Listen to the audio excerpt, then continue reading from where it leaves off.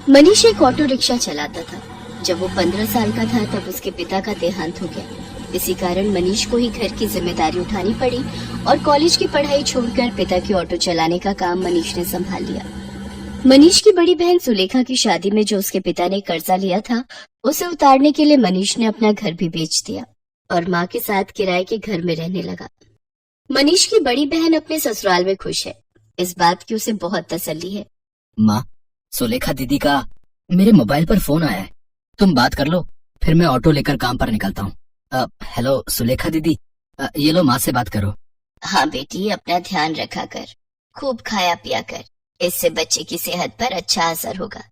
अब बस यही इच्छा है कि जल्दी से मैं नानी बन जाऊं और मनीष मामा।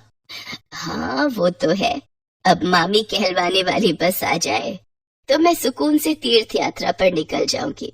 नहीं नहीं, अपने नाती पोतों को खिलाकर ही तीर्थ यात्रा पर जाऊंगी।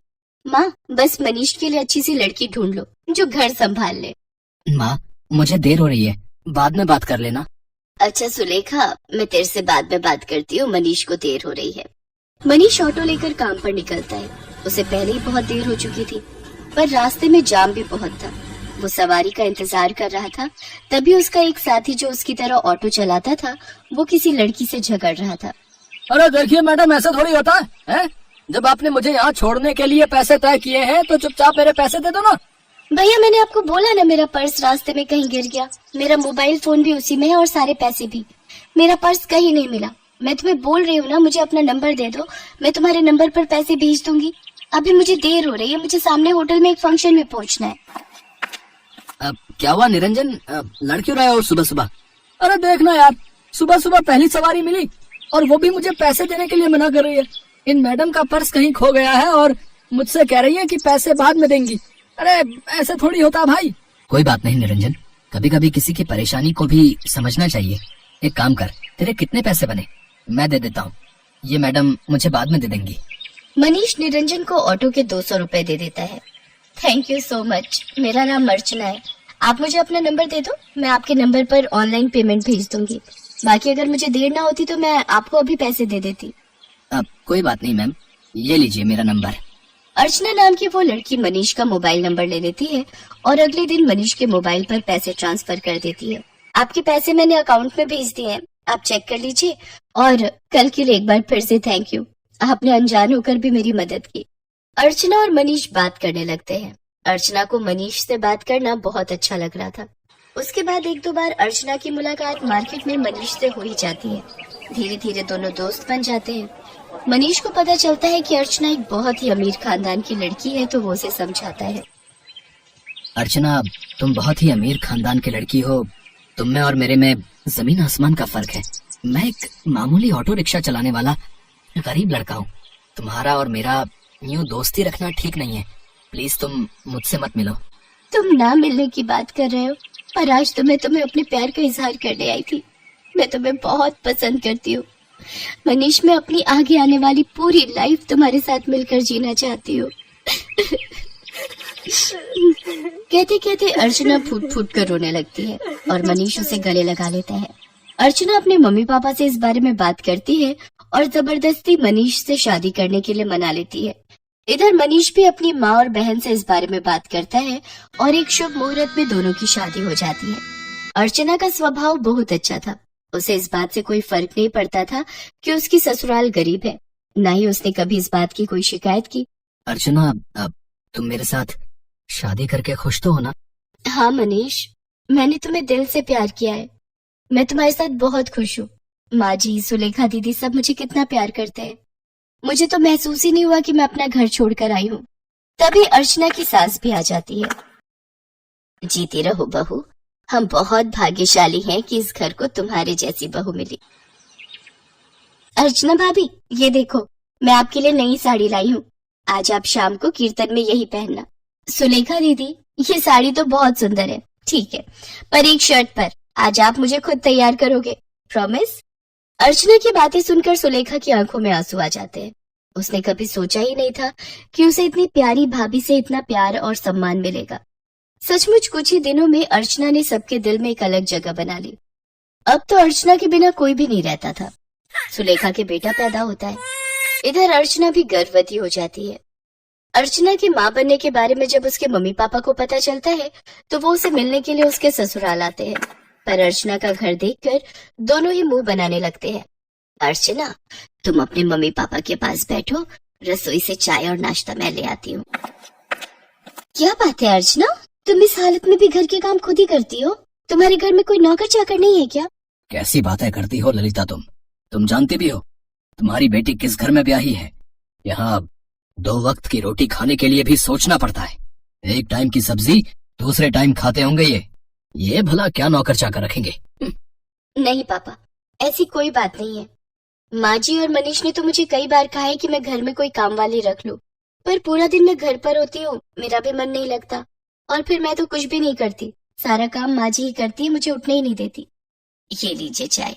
अर्चना, तुम्हें ये समोसे बहुत पसंद है ना? मैं ये भी हलवाई से खरीद लाई हूँ, अपने मम्मी पापा को भी दो। नहीं, मैं ऑयली फूड कम खाती हूँ। और अर्चना, तुम भी ये सब मत खाया करो, तुम्हें इस टाइम में जूस फ्रूट्स ये सब लेना चाहिए। बहन जी, आप तो समझदार हैं, ये समोसे वगैरह ये सब बहुत नुकसानदायक है।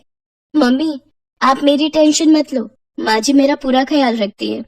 वो मुझे समय पर जूस फ्रूट दूध दही सब्जियां और सब कुछ खाने के लिए देती है। तभी अर्चना की ननद सुलेखा भी आ जाती है। अर्चना भाभी, मैंने डॉक्टर से अपॉइंटमेंट ले लिया है, कल सुबह 11 बजे आपको मेरे साथ चलना है, तो आपका चेकअप हो जाएगा और बाकी जो इंजेक्शन वगैरह। सुलेखा, तुम्हारा कौन से हॉस्पिटल में बच्चा हुआ था जिस डॉक्टर के बारे में तुम बात कर रही हो? जी, वो बड़े बाजार में जो हॉस्पिटल है जहाँ डॉक्टर नेहा बैठती, वो सस्ता बेकार सा हॉस्पिटल। अर्चना, तुम उस हॉस्पिटल में चेकअप के लिए जाओगी? तुम्हारा दिमाग तो ठीक है। अर्चना, तुम एक मामूली से हॉस्पिटल में चेकअप के लिए जाओगी? तुम चिंता मत करो, इन लोगों के पास अगर तुम्हारे इलाज के लिए पैसे नहीं है तो क्या हुआ, मैं तुम्हारे लिए इस शहर के सबसे बड़े नामी हॉस्पिटल में आज ही बात कर लेता हूँ। और तुम अभी के अभी अपना सामान पैक करो और हमारे साथ चलो। किसके घर? आपके घर पापा? मैं अभी अपना घर छोड़कर कहीं नहीं जा सकती। मुझे डॉक्टर नेहा, जो कि एक बहुत बड़ी और समझदार डॉक्टर है, उन्होंने सुलेखा दीदी की नॉर्मल डिलीवरी की है। उन्होंने मुझे पूरा रेस्ट करने के लिए बोला है। और शायद आपने ठीक से सुना नहीं, मुझे कल सुलेखा दीदी के साथ डॉक्टर के पास जाना है। आप थोड़ी देर और बैठेंगे या जा रहे हैं? क्योंकि अभी ना मनीष आने वाले हैं। वो शहर में एक नया रेस्टोरेंट खुला है, वहां पर मेरी फेवरेट आइसक्रीम मिलती है, तो आज मेरा वो खाने का प्लान है, तो हम सब डिनर के लिए जाने वाले हैं। अर्चना का ऐसा कोई प्लान नहीं था, ये उसकी सास और सुलेखा जानते थे, पर अर्चना अपने मम्मी पापा को एहसास दिलाना चाहती थी कि उसके ससुराल वालों का और अपमान ना ही करे तो उनके लिए बेहतर है। अर्चना के मम्मी पापा लज्जित हो जाते हैं और कुछ देर बाद वहां से चले जाते हैं। अर्चना की सास और ननद दोनों की आंखों में खुशी के आंसू थे। अर्चना अपनी सास और ननद के गले से लग जाती है। ये कहानी है सुभद्रा की।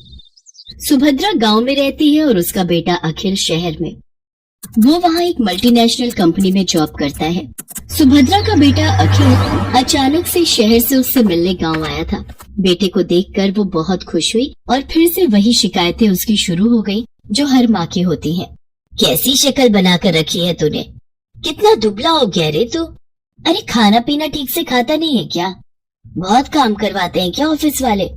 अरे माँ, कहाँ दुबला हुआ हूँ, वैसा ही तो हूँ। पता नहीं यार माँ की आँख ऐसी क्यों होती है, उसे अपना बच्चा दुबला ही दिखता है। तुझसे तो बोलना ही बेकार है। सुन, तू हाथ मुंह धो ले, मैं तेरे लिए आलू के पराठे बनाकर लाती हूँ।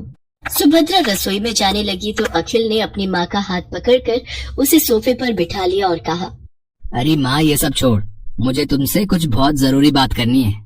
ये सुनकर सुभद्रा की आंखों में चमक आ गई और उसने खुश होकर उससे पूछा, क्या बात करनी है बेटा? शादी के बारे में? तू तैयार है? रुक, मैं तुझे कुछ दिखाती हूँ। सुभद्रा ने सोफे के पास रखी टेबल से कुछ लिफाफे निकाले और उससे लड़कियों की तस्वीर निकालकर अखिल को दिखाने लगी। बोल, कौन सी है तुझे पसंद? अखिल ने उन तस्वीरों को बेमन से देखा और माँ से कहा, माँ, मुझे इनमें से कोई भी पसंद नहीं है। क्या बोल रहा है तू? सारी इतनी सुंदर है, पढ़ी लिखी भी है। तब अखिल ने अपनी माँ से जो बात कही उसे सुनकर उनके चेहरे पर चमक आ गई। अरे सच, तूने लड़की पसंद कर ली है? अरे कौन है वो? क्या नाम है उसका? कहाँ की है? अरे माँ, एक साथ इतने सारे सवाल, ये कहकर अखिल ने अपना मोबाइल निकाला और उसकी गैलरी से आकांक्षा की तस्वीर निकाल कर दिखाई। उसे देखकर सुभद्रा बहुत खुश हुई। वाह, कितनी सुंदर है मेरी बहू। मैं बहुत खुश हूँ बेटा, बहुत खुश। अखिल और आकांक्षा की शादी हो गई। जब वो पहली बार उसे लेकर घर आया तो सुभद्रा द्वार पर उसकी आरती उतार रही थी, तो आकांक्षा को ये सब पसंद नहीं आ रहा था। आकांक्षा शहर में रहने वाली मॉडर्न ख्यालों की लड़की थी। उसने सुभद्रा से कहा, क्या मम्मी जी, अब ये सब कौन करता है? अरे क्यों नहीं करता, सभी करते हैं। लक्ष्मी हो तुम मेरे घर की, और लक्ष्मी का स्वागत तो ऐसे ही किया जाता है। सुभद्रा की बातों को सुनकर आकांक्षा ने अपना मुंह बना लिया। अखिल चाहता था कि आकांक्षा थोड़े दिन माँ के साथ रहे, क्योंकि उसकी कंपनी वाले उसे देश से बाहर भेजने वाले थे। आकांक्षा ने भी कभी गांव देखा नहीं था, इसलिए उसने अखिल की बात टाली भी नहीं। ठीक है बाबा, लेकिन जल्दी आ जाना, मैं यहाँ अकेले बोर हो जाऊंगी। अखिल शहर चला गया। एक दिन की बात है, सुबह का समय था। आकांक्षा अपने कमरे में सोई हुई थी। सुभद्रा घंटी बजाते हुए पूजा कर रही थी। घंटी की आवाज से आकांक्षा डिस्टर्ब हो रही थी। वो गुस्से में बाहर आई और सुभद्रा से कहा, क्या मम्मी जी, सुबह सुबह इतना शोर क्यों कर रही हैं आप? ऐसा नहीं कहते बहू, मैं पूजा कर रही हूँ और अब तो सुबह के 7 बज गए। 7 बज गए तो मैं क्या करूँ? मुझे आप जैसे गवारों की तरह जल्दी उठने की आदत नहीं है। चलिए अब बंद करिए ये सब और मुझे सोने दीजिए। सुभद्रा को अपनी बहू की बात बहुत बुरी लगी, लेकिन वो चुप रह गई और खुद को ही दोष देने लगी। मेरी ही गलती है। अरे वो शहर की है, वहाँ लोग देर से सोते हैं, देर से जागते हैं। मुझे इस बात का ख्याल रखना चाहिए। आकांक्षा ज्यादातर समय या सोकर बिताती या अपने दोस्तों से बात करके। वो सुभद्रा की कोई मदद नहीं करती। एक दिन वो फोन पर बातें कर रही थी और सुभद्रा अपने बैल को चारा दे रही थी, तो अचानक उसका बैल जोर से रंभाने लगा। अरे क्या हो गया, क्यों गुस्सा कर रहे है तू? मैं आ तो गई खाना देने। हाँ ठीक है, मैंने आज थोड़ी देर कर दी।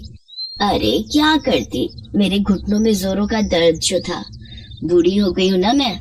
उधर फोन पर बातें करती आकांक्षा की दोस्त ने बैल के रंभाने की आवाज सुनी तो उसने कहा, अरे क्या बात है आकांक्षा, तबेले में है क्या तू? ये पीछे से कैसी आवाज आ रही है? अरे गांव है ना ये, यहाँ तो गाय भैंस की आवाज आएगी ना, कोई डीजे तो बजेगा नहीं। अच्छा सुन, मैं तुझसे थोड़ी देर में बात करती हूँ। आकांक्षा ने फोन काटा और सीधे सुभद्रा के पास पहुंची। क्या मम्मी जी, आप लोगों को जरा भी तमीज नहीं है क्या? अरे मैं फोन पर बातें कर रही हूँ और आपका ये बैल शोर कर रहा है। अरे मेरी बेइज्जती होती है दोस्तों के सामने, आपको बड़ा मजा आता है ना मुझे तंग करने में। ये तुम कैसी बातें कर रही हो बहू, मैं भला तुम्हें क्यों तंग करूंगी? और जहाँ तक बात रही इसके रंभाने की, तो इसे भूख लगी थी। अब ये बेचारा हमारी तरह खाना तो मांग नहीं सकता, जानवर है ना। ये जानवर है, आप तो नहीं। कान खोलकर सुन लीजिए, जब मैं अपने दोस्तों से बात करूं तो इसे बाहर ले जाइए, नहीं तो मैं ये घर छोड़कर चली जाऊंगी। अरे नरक बना दिया है मेरा जीवन आप लोगों ने। सुप्रिया फिर से खामोश रह गई। एक दिन जब वो गोबर से घर का आंगन लीप रही थी तो आकांक्षा फिर से नाक बंद करके तमतमाती हुई बाहर आई और गुस्से में सुप्रिया से कहा, क्या है मम्मी जी ये क्या है? पूरे घर में आपने बदबू फैला दी है। बहू गोबर है ये, पता है कितना पवित्र होता है, घर में कीटाणुओं को प्रवेश नहीं करने देता ये। अरे क्यों मेरे पीछे पड़ी हैं आप? नहीं चाहिए मुझे अपने घर में गोबर वोबर, जब मैं चली जाऊंगी तो करते रहना ये सब। बिल्कुल गवारों के बीच में छोड़कर गया ये अखिल। कंपनी वालों ने 2 महीने की ट्रेनिंग और बढ़ा दी उसकी। 2 महीने इस गांव को और झेलना पड़ेगा मुझे। सुप्रिया आकांक्षा की किसी बात का बुरा नहीं मानती, वो उसे बहुत प्यार करती थी। एक दिन की बात है, सुप्रिया ने आकांक्षा से कहा, बहू आज कुछ लोग तुम्हें देखने के लिए आ रहे हैं।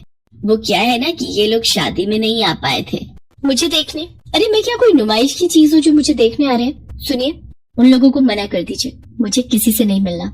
आकांक्षा बार बार सुप्रिया का अपमान करती और बार बार उसे जली कटी सुनाती, लेकिन सुप्रिया अपनी बहू को कुछ नहीं कहती। उसे हमेशा यही लगता कि बहू शहर की है, वहाँ के तौर तरीके अलग होते हैं, उसे वो बदल नहीं सकती। एक बार की बात है, सुप्रिया कुछ दिनों से बहुत बीमार थी। उसका बुखार उतरने का नाम ही नहीं ले रहा था, लेकिन आकांक्षा को इन सब बातों से कोई फर्क नहीं पड़ता था। एक दिन आकांक्षा छत की बाउंड्री के पास खड़ी होकर अपने दोस्तों से बातें करते हुए और अपनी सास की शिकायत करके अभी फोन रखा ही था कि तभी न जाने कैसे उसका पैर फिसल के और वो छत से नीचे गिर पड़ी। आह! आकांक्षा की आवाज सुनकर सुप्रिया भागी भागी बाहर आई। उसने देखा कि आकांक्षा जमीन पर गिरी तड़प रही है। बहू बहू, अरे ये कैसे हो गया? आकांक्षा लहूलुहान हो गई थी।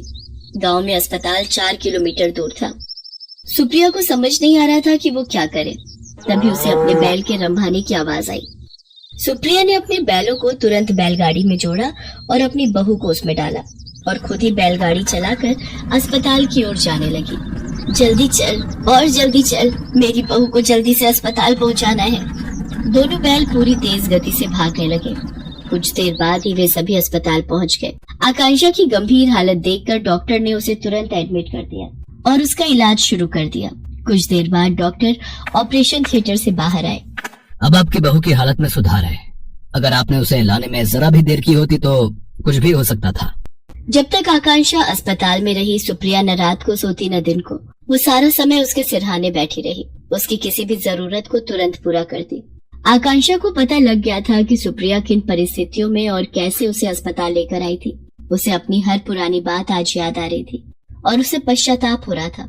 माँ जी, मुझे माफ कर दीजिए। मैंने आपके साथ कितना बुरा किया, क्या नहीं कहा आपको, लेकिन आपने मेरी जान बचाने के लिए क्या कुछ नहीं किया। मेरी गलतियों के लिए माफ कर दीजिए। अरे कोई गलती नहीं की तूने, तू ठीक हो गई बहू, बस मेरे लिए यही सबसे बड़ी बात है। तभी आकांक्षा को बैल के रंभाने की आवाज आई। वो उस आवाज को सुनी रही थी। तभी, पता है तू यहाँ बीमार है तो मेरे दोनों बैलों ने भी खाना पीना छोड़ दिया है। वो अस्पताल के बाहर ही खड़े रहते हैं। सच कहूँ तो वो ना होते तो पता नहीं मैं तुम्हें कैसे अस्पताल लेकर आती। सुप्रिया की बातों को सुनकर आकांक्षा की आंखों से झरझर कर आंसू निकलने लगे। वो बाहर निकली और बैलों को गले लगाकर उनसे भी माफी मांगी। आकांक्षा बदल गई थी। उसे गांव अच्छा लगने लगा था और सुप्रिया में तो उसकी जान बसने लगी।